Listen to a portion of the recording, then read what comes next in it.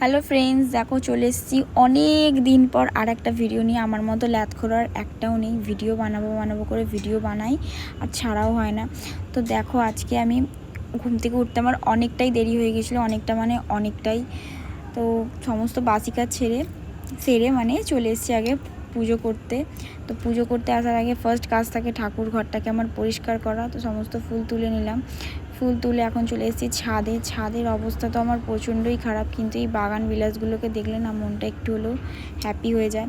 তো দেখো আমি ফুল তুলে নিয়েছি, আর ফুল তুলে এখন আমি করব হচ্ছে পুজো করে নিই।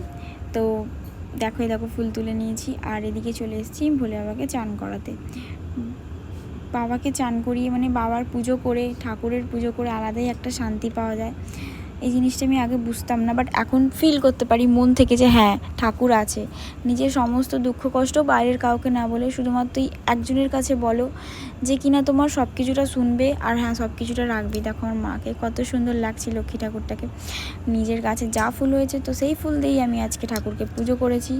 তো আশা করি নেক্সট দিন আমার আরও ফুল হবে। তো দেখো পুজো করে চলে এসেছি নিচে, আর এদিকে সিনুকে দেখো টিনকে নিয়ে খেলতে ব্যস্ত। ওকেও খাইয়ে দিচ্ছে আর ওর কোলের মধ্যে উঠে আছে।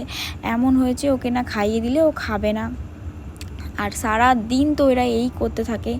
আর এই সব দেখতে দেখতে আমি রান্নাও বসিয়ে দিয়েছিলাম। ওদিকে রান্না হচ্ছে আর এদিকে এদের দুজনের আমি নাটক দেখছি। এরা যে কী করছে ওরাই জানে।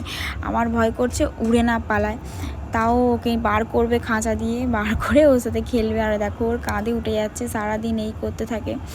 আর আজকে ঝটাপট করে রান্নাটা বসিয়ে দিয়েছি, আর রান্না করতে করতে তো আমি গরমে পুরো নাজেহাল অবস্থা। আর এদিকে বাবুকে তাড়াহুড়ো করে রান্না করে ওকে আগে খেতে দিলাম যে তুই খা। এখনকার পর্যন্ত মতো এতটাই।